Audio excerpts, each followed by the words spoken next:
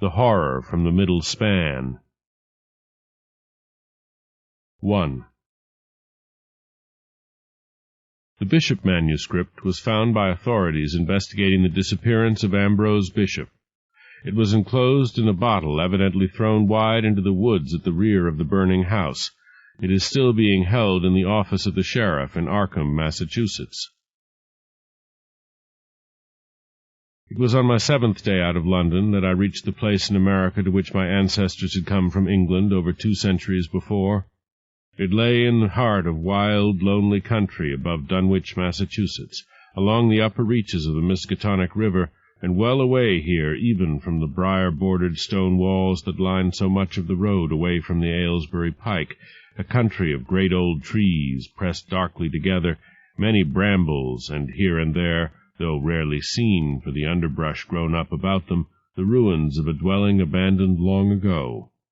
I might easily have missed the place, for the lane leading to the house, now totally concealed by trees and bushes, was long overgrown, but the remains of a stone pillar next the road still bore the last 4 letters of Bishop, and thus I knew I had reached my goal, from which my great-uncle Septimus Bishop had vanished in his middle years almost 2 decades before. I fought my way up the lane, through briar and bramble, over fallen limbs of the trees that lined it, up the slope for half a mile. The house stood on the side of a hill, squat, though it was of 2 stories, and hybrid in construction, being partly of stone and partly of wood that had once, long ago, been painted white, but had now lost all but traces of its original color, and had long since reverted to its natural state. I observed its most unusual aspect at once. Unlike the other houses I had espied along the road, wholly or partly in ruins, it stood intact, stone upon stone, and not a window-pane broken, though the weather had had its way with the wood of its superstructure, particularly the circular cupola that crowned it, in which I could detect several apertures surrounded by what was clearly rotten wood. The door stood ajar, but the pillared veranda opening outward from it had protected the interior from the worst of the weather. Moreover, though dust lay thickly inside, it was quickly apparent that nothing had disturbed the interior. No vandal had laid hands upon so much as a stick of furniture, nor disturbed the still open book on the desk in the study, though mildew was everywhere, and the house smelled of damp and mustiness, which perhaps no amount of airing out would dissipate, and no intensiveness in cleaning would entirely eradicate.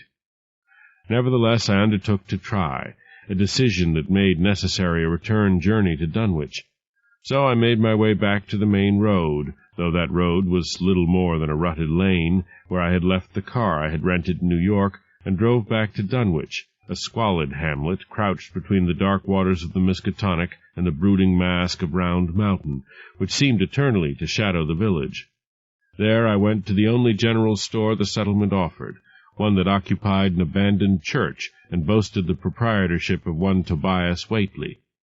Though I had had some experience with the rustics of remote corners of the earth, I was hardly prepared for my reception by the bearded, gaunt-faced old man who advanced to wait upon me, and who produced almost all the articles I wanted without a word, until I had finished and paid him. Then he looked me full in the face for the first time. "You'll be a stranger here?" "Yes," I said. "I come from England, but I once had relatives here, name of Bishop." "Bishop?" he said in a voice that had fallen to a whisper. "You said Bishop?" Then, as if to reassure himself of something beyond my knowledge, he added, in a stronger voice, "There be bishops still hereabouts. You'll likely belong to them?" "Not likely," I said. "My uncle was Septimus Bishop." At mention of the name, Whately went a shade paler than his normal pallor. Then he made a move to sweep the articles I had bought back from the counter. "No, you don't," I said. "I paid you for these things." "You can have your money back," he said. "I don't want truck with any kin of Septimus Bishop's." I had little trouble taking from him the articles I had bought, for he had no strength in his lean arms. He backed away from the counter and stood over against the shelves behind. "You'll not be going to that house?" he asked, again in a whisper, and with some alarm manifest on his old face. "There's nobody to stop me," I said. "Ain't nobody from Dunwich should set foot on that ground, let alone the house," he said fervently. "Why?" I demanded. "Don't you know?" he asked. "If I did, I wouldn't ask. All I know is that my great-uncle disappeared from his home 19 years ago, and I'm here to lay claim to his property. Wherever he is, he must be dead by now." "He was dead then," said the proprietor, again in little more than a whisper. "Kilt." "Who killed him?" "The people. Them as lived all around. Him and his. My great-uncle lived alone." I'd begun to tire of this yokel's fears and superstitions, and at his manifest lack of knowledge about great-uncle Septimus, I felt justified in concluding that his attitude represented the typical response of the illiterate and ignorant to knowledge and education, such as my great-uncle Septimus had possessed. Whately begun to mumble, "And the night buried him and that other alive, cursed 'em, and their houses fell, and they died one after t'other." On this disagreeable note I left the store, determined to do any further shopping I needed to do in Arkham. Yet the aged proprietor's words had stirred sufficient doubt to impel me forthwith to drive to Arkham, there to consult the files of the Arkham Advertiser, an impulse that was but ill rewarded, for the entire month of June carried but 2 stories dateline Dunwich, the one concerning Septimus.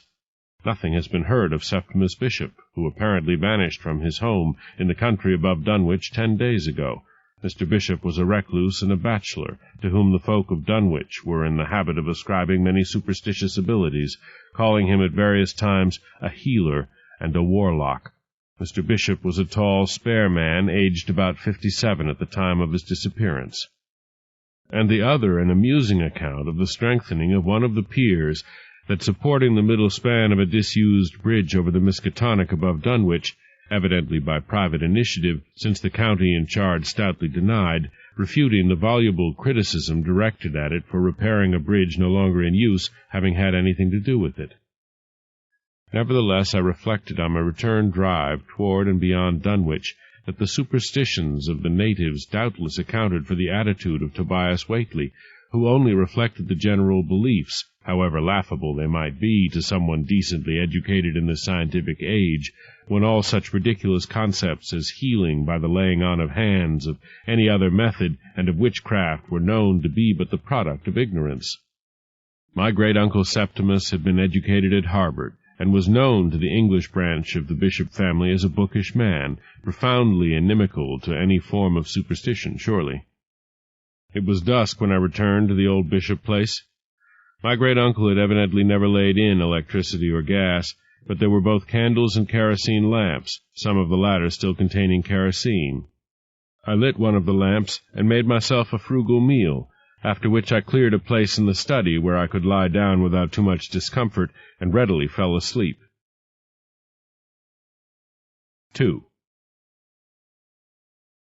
In the morning I set about tidying up the place, though there was little that could be done about the mildewed books in my great-uncle's library, other than to get a roaring fire going in the fireplace, for all that it was midsummer and there was no lack of warmth, and so drying out this area of the house. In time I had dusted and swept the lower floor, which consisted of the study, a bedroom adjacent, a small kitchen, a pantry, and a room that was obviously intended as a dining room, but clearly used for more, for mounds of books and papers indicated some kind of storage. I mounted to the second story, but before beginning work there, I continued to the cupola, by way of a narrow stairs which permitted only one person at a time to move along it. The cupola proved to be somewhat larger than I had thought it, with ample room for a man to stand and move about without impediment. It had patently been used for astronomical observation, for there was a telescope there, and the floor, for some reason I could not fathom, was covered with all manner of designs, in which circles, pentacles, and stars predominated, and there were quaintly, in addition to texts on astronomy, some on astrology and divination, all quite old, one dating to 1623, some of them in German, but the majority in Latin, which certainly were the property of my great-uncle, though I could not conceive of any use to which he could put them. There was, in addition to a skylight on the north, an opening through which the telescope could be thrust, once its covering was removed. This cupola was surprisingly free of dust and lint, for all that there were openings in its wall where some of the wood had rotted away, as I had observed on my approach to the house. At these openings there was some manifest water damage from rain and snow, but none of this was beyond repair, and it seemed to me, if I did ultimately conclude to make my home here for even a short time, that such repair could be accomplished with but comparatively little cost. I had yet, however, to ascertain the condition of the foundation of the house, and leaving the second story, which consisted, I saw on a brief examination, of but 2 bedrooms, 2 closets, and a storeroom, only 1 bedroom being furnished, and looking as if it had never been put to the use for which it was intended, I descended again to the ground floor, and made my way to the cellar below through the door that opened to it off the kitchen. Somewhat to my surprise, I saw by the light of the lamp I carried that the floor of the cellar, which extended to only about half of the area covered by the house, was of laid brick, while the walls were of limestone all of 1.5 feet thick, as the window embrasures showed. I had expected a floor of earth, as was commonly to be found in the cellars of old houses, but on closer examination I concluded that the brick had been laid considerably after the building of the house, quite probably by my great-uncle Septimus. In this floor, at opposite corners, there were 2 square trapdoors with large iron rings in them. The one I judged by the evidence of a drainage pipe leading from the side of the wall to it, and the presence of a pump rising out of it to cover a cistern. The other, however, gave no indication of its purpose, though I assumed that it might cover a fruit or root cellar, and went over confidently to lift it and prove my assumption correct.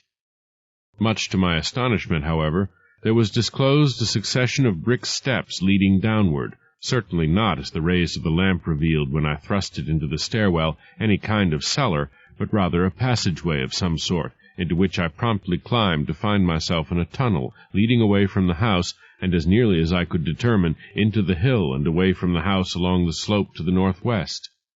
I walked, crouching, a little way along this tunnel, following a turn, and then hesitated, unsure of the tunnel's purpose. I was, however, reasonably certain that the tunnel had been constructed by my great-uncle, and was prepared to turn back when I caught sight of something gleaming only a little way ahead, and went forward, only to find myself gazing down at yet another trap-door. This, too, I opened, and looked down into a large circular room, reached by 7 brick steps. I could not forbear descending into it, and holding the lamp high, looking around. A brick floor had been laid here as well, and some curious structures had been erected in it, something very much like an altar, of stone, for one, and benches also of stone, and on the floor there were crude drawings very similar to those in the cupola of the house. Though I could readily explain those astronomical designs in the cupola, which was open to the skies, I found it impossible to adduce any reason for their presence here. There was, too, yet another opening into the floor before the altar. The great iron ring tempted me, but for some reason caution held me back from lifting the trapdoor.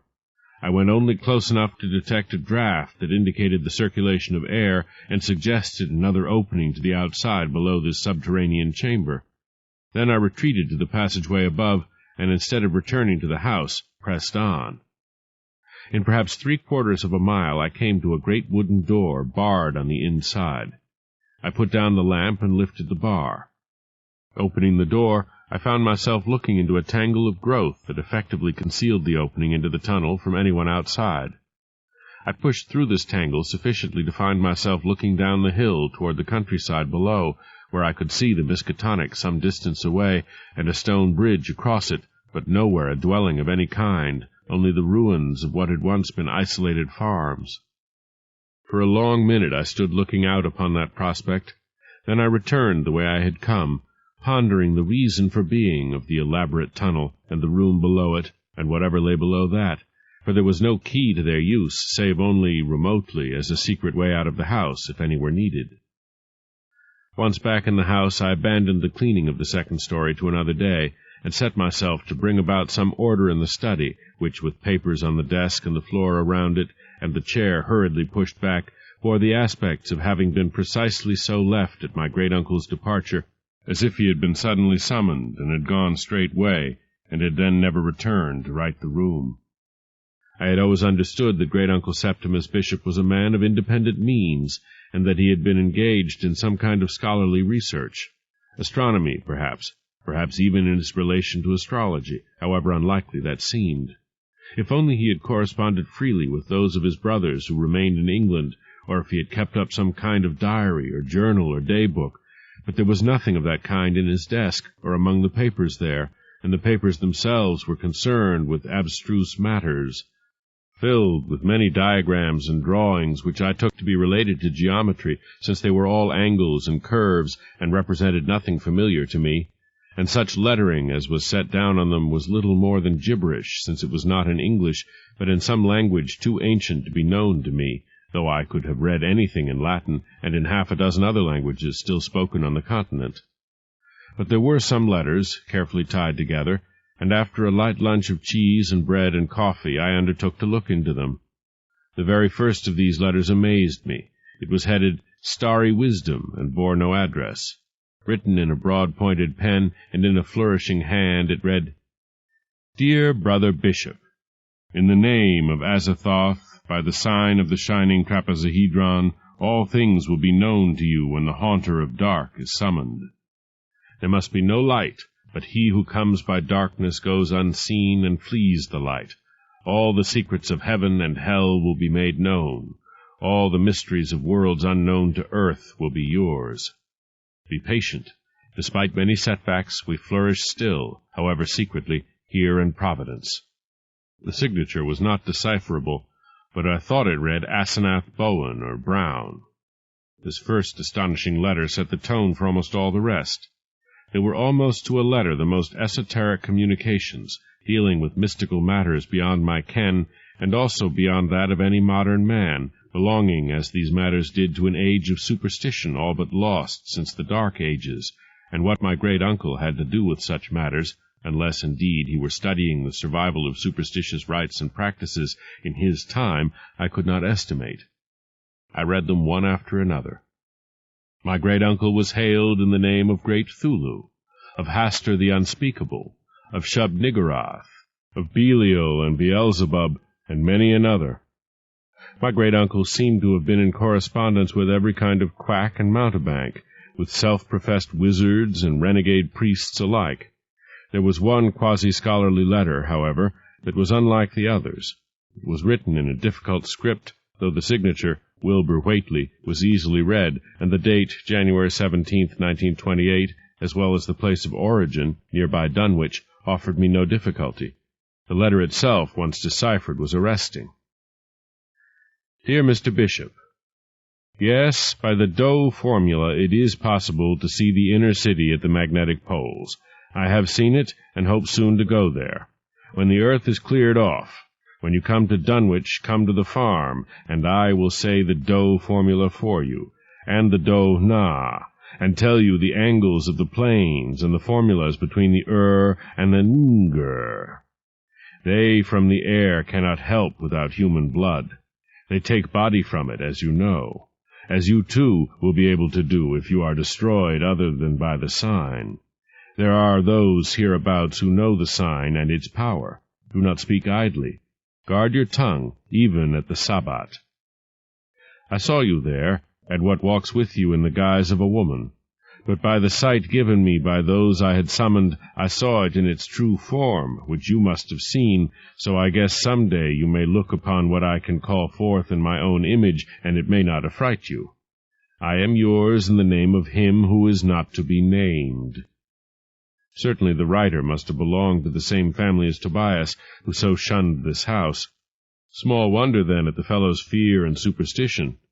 He must have had some first-hand acquaintance with it in more tangible form than my great-uncle could have offered him. And if great-uncle Septimus had been friendly with Wilbur Whately, it was not surprising that another Whately might suspect him, too, of being what Wilbur was, whatever that was. But how explain that friendship? Clearly there were many things about my great-uncle I did not know. I tied the letters up again and put them back where I had found them. I turned next to an envelope of newspaper clippings, all, I took it, recognizing the typeface from the Arkham Advertiser, and found them no less puzzling than the letters, for they were accounts of mysterious disappearances in the Dunwich and Arkham region, principally of children and young adults, evidently just such as my great-uncle Septimus had ultimately fallen victim to. There was one clipping that concerned the fury of the local inhabitants and their suspicion of one of their neighbors, who was unnamed, as the author of the disappearances, and their threatening to take matters into their own hands, the local constabulary having failed them. Perhaps my great-uncle had interested himself in solving the disappearances. I put these too away, and sat for some time pondering what I had read, disquieted by something recalled from Wilbur Whately's letter. I saw you there, and what walks with you in the guise of a woman, and I remembered how Tobias Whately had referred to my great-uncle, him and his. Slain.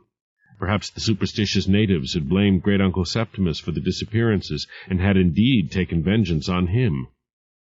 Abruptly I felt the need to escape the house for a little while.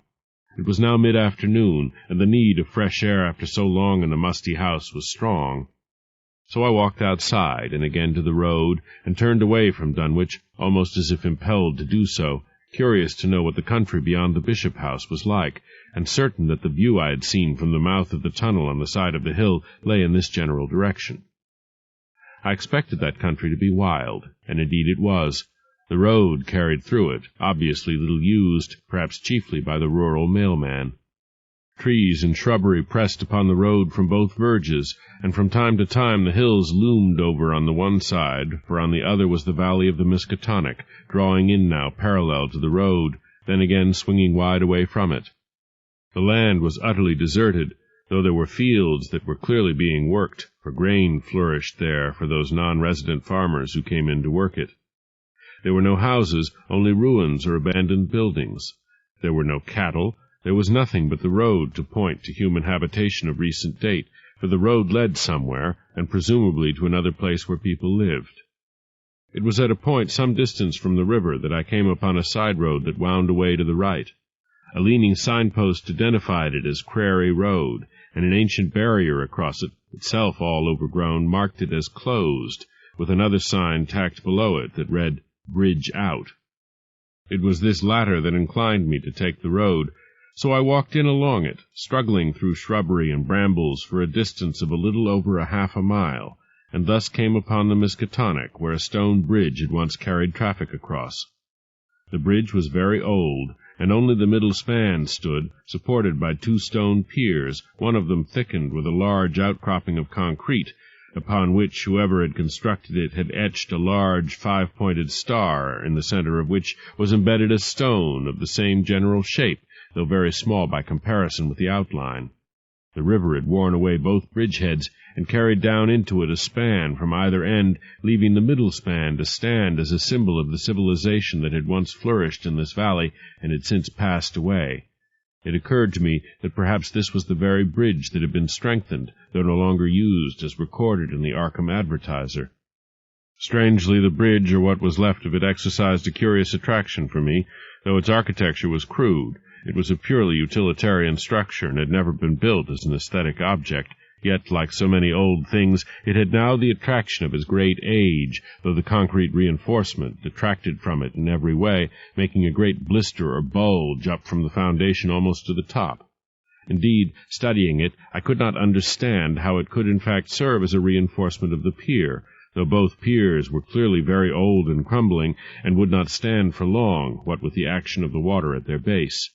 The Miskatonic here was seemingly not very deep, but it had a respectable width that surrounded both piers supporting the middle span. I stood gazing at the structure, trying to estimate its age, until the sun darkened suddenly, and turning I saw that great mounds of cumulonimbus clouds were pushing up the west and southwest, presaging rain. Then I left the ruin of the bridge and went back to the house that had been the home of my great-uncle Septimus Bishop. It was well that I did so, for the storm broke within the hour, and was succeeded by another and another, and all night the thunder raged, and the lightning flared, and the rain came down in torrents hour after hour, cascading off the roof, running down the slope in scores of rills and freshets for all the hours of darkness. 3.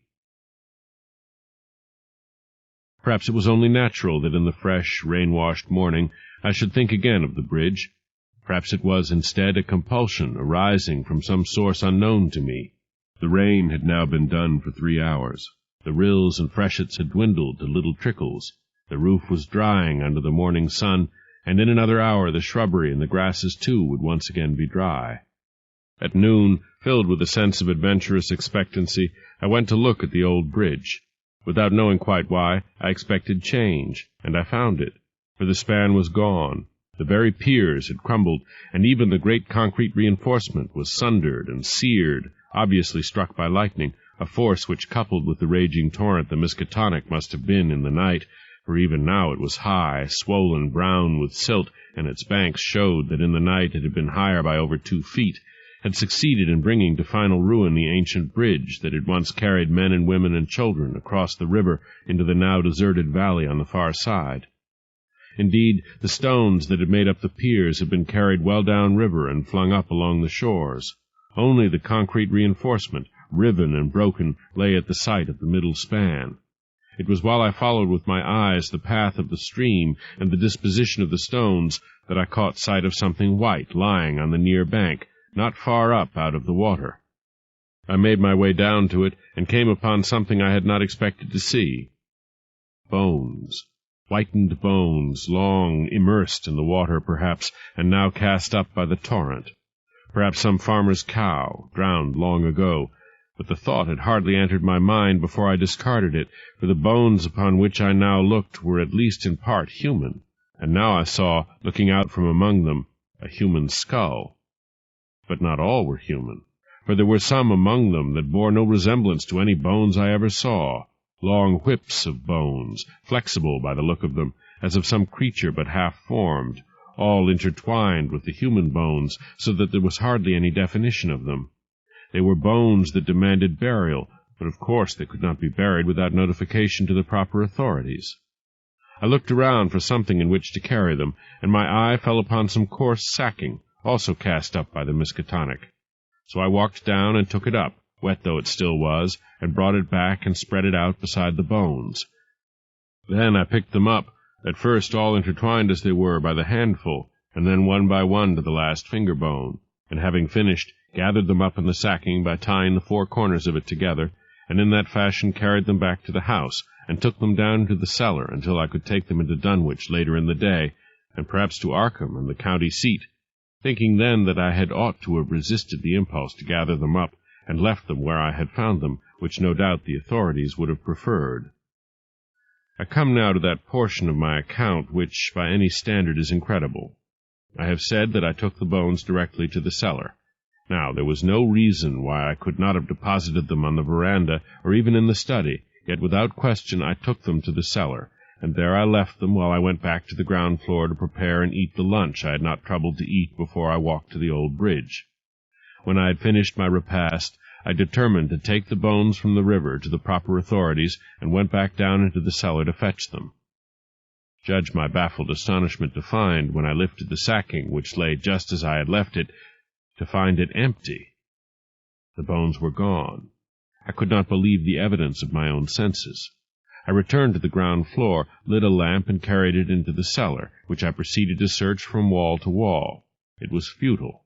Nothing was changed in the cellar since first I had looked into it. The windows had not been touched, for the same cobwebs still covered them, and, as far as I could see, the trap-door leading to the tunnel had not been lifted, yet the bones were irrevocably gone. I returned to the study, bewildered, beginning to doubt that I had in fact found and carried home any bones, but indeed I had. As I sat trying to resolve my perplexity, one possible, if far-fetched, solution to the mystery occurred to me. Perhaps the bones had not been as firm as I had thought them. Perhaps exposure to the air had reduced them to dust. But in that case, surely that dust would have been in evidence, and the sacking was clean, free of the white detritus to which the bones would have been reduced. Manifestly, I could not go to the authorities with such a tale, for certainly they would have looked upon me as a madman. But there was nothing to prevent my making inquiries, and accordingly I drove into Dunwich. Perversely, I went first into Whately's store. At sight of me, Tobias glowered. "Want sell you nothin'," he said, before I had had a chance to speak, and to another customer, a slovenly old fellow, he said pointedly, "This here's that bishop," which intelligence caused the old man to sidle quickly out the door. "I came to ask a question," I said. "Ask it." "Is there a cemetery along the Miskatonic, up a piece from that old bridge above my place?" "Don't know of any. Why?" he asked suspiciously. "I can't tell you," I said, "except to say I found something that made me think so." The proprietor's eyes narrowed. He bit at his lower lip. Then his sallow face lost the little color it had. "Bones," he whispered. "You found some bones." "I didn't say so," I answered. "Where'd you find 'em?" he demanded in an urgent voice. I spread my hands. "I have no bones," I said, and walked out of the store. Looking back as I walked up toward the rectory of a little church I had seen on a side street, I saw that Whately had closed his store and was hurrying along the main street of Dunwich, evidently to spread the suspicion he had voiced. The name of the Baptist minister, according to his mailbox, was Abraham Dunning, and he was at home. A short, rotund man, rosy-cheeked and with spectacles on his nose, he appeared to be in his middle 60s, and gratifyingly, my name obviously meant nothing to him. He invited me into his spare parlor, which evidently served as his office. I explained that I had come to make inquiries of him. "Pray do so, Mr. Bishop," he invited. "Tell me, Reverend Dunning, have you ever heard of warlocks hereabouts?" He tented his fingers and leaned back.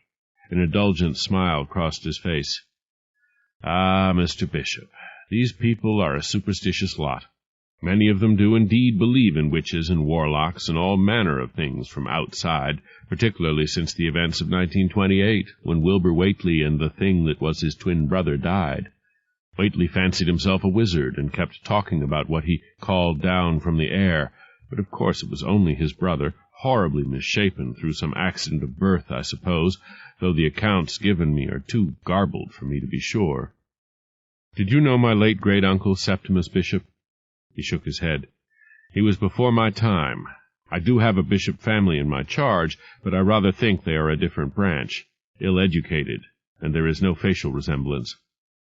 I assured him that we were not related.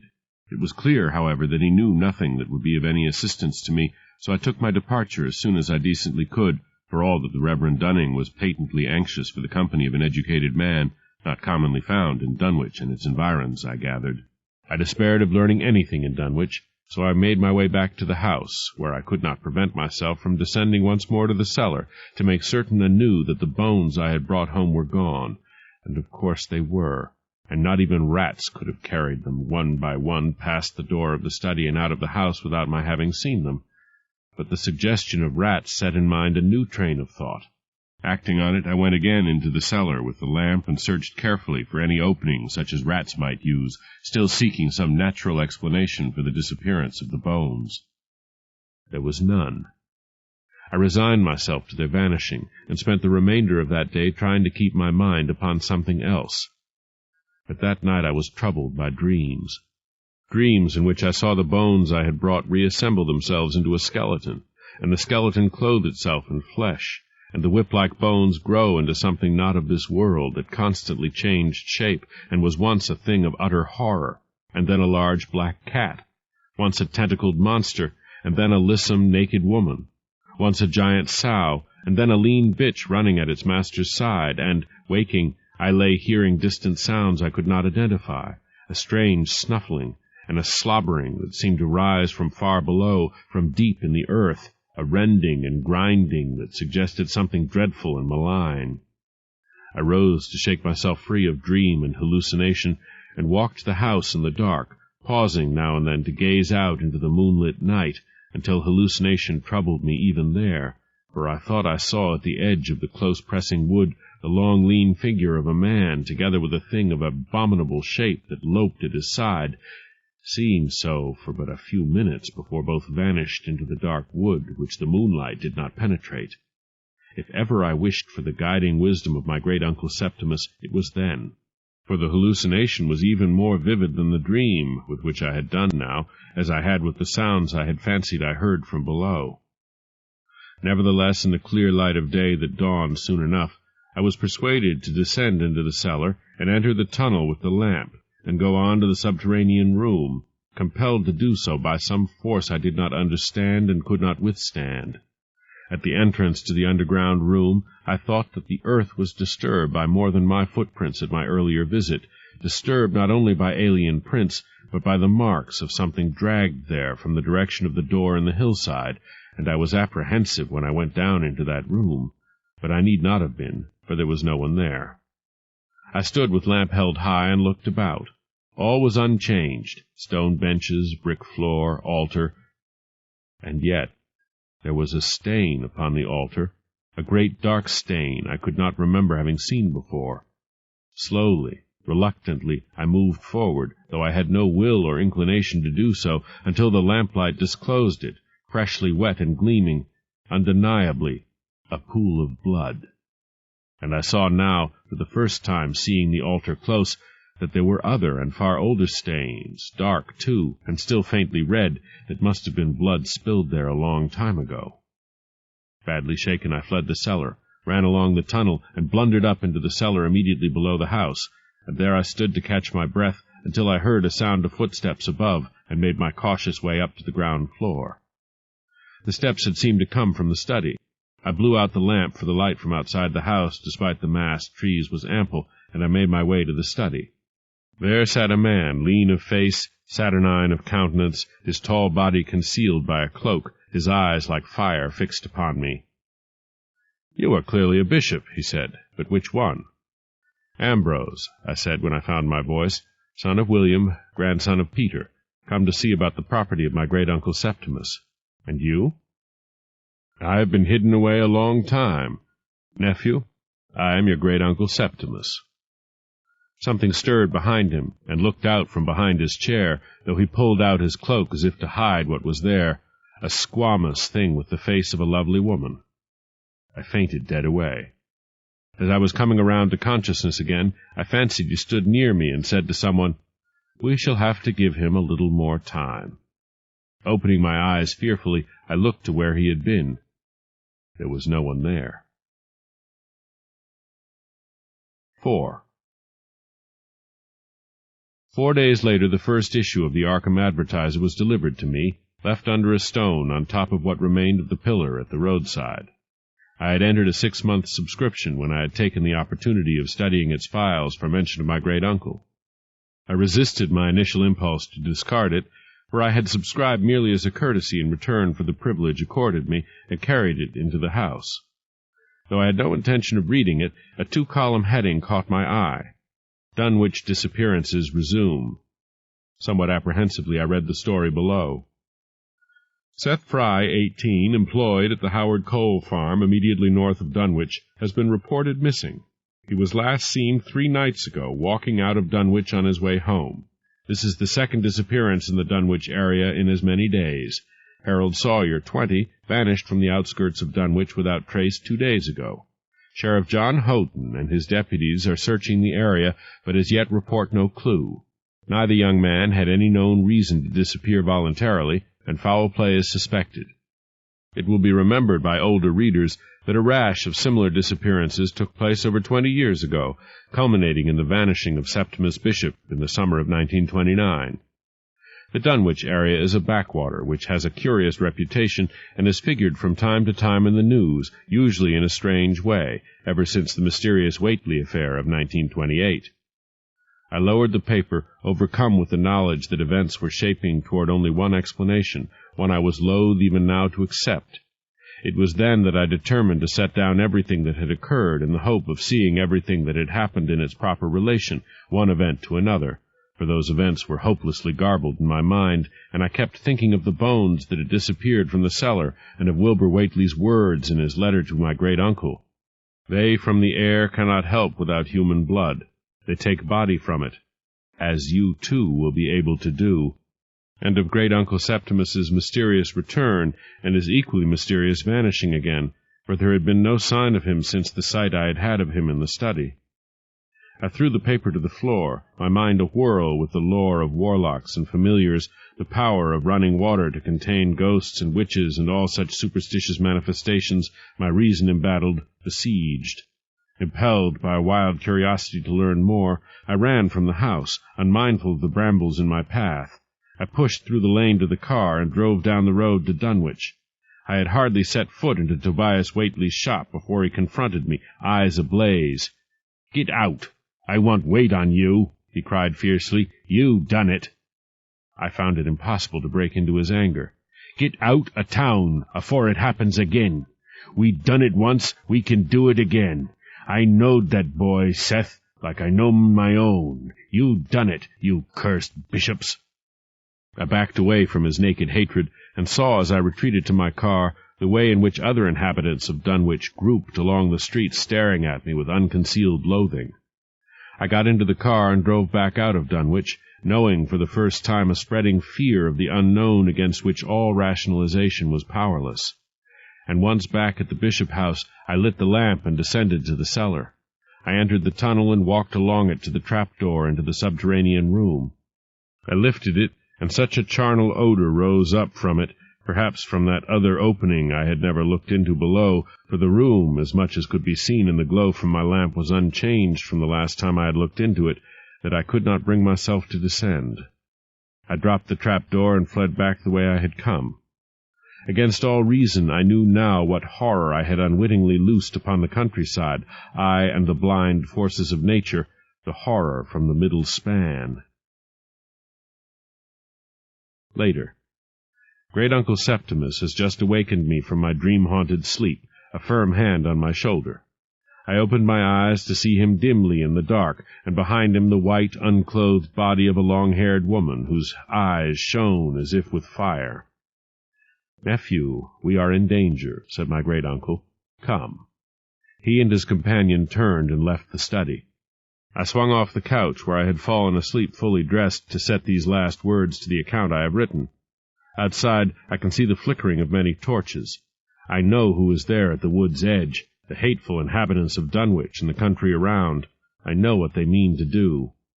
Great-uncle Septimus and his companion are waiting for me in the tunnel. There is no other course for me. If only they do not know of the door in the hillside. The Bishop manuscript ends at this point. By way of coincidence, seekers after curiosa will find in the inside pages of the Arkham Advertiser, dated 11 days after the destruction by fire of the old Bishop House, this paragraph: "The Dunwичers have been at it again.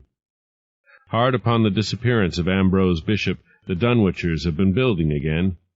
The old Quarry Road Bridge, which was recently completely destroyed during a flash flood on the Miskatonic, apparently holds some charm for the Dunwичers, who have quietly rebuilt one of the central piers in concrete, and crowned it with what old-timers in the area call the Elder Sign. No one in Dunwich, approached by our reporter, would admit any knowledge of the old bridge."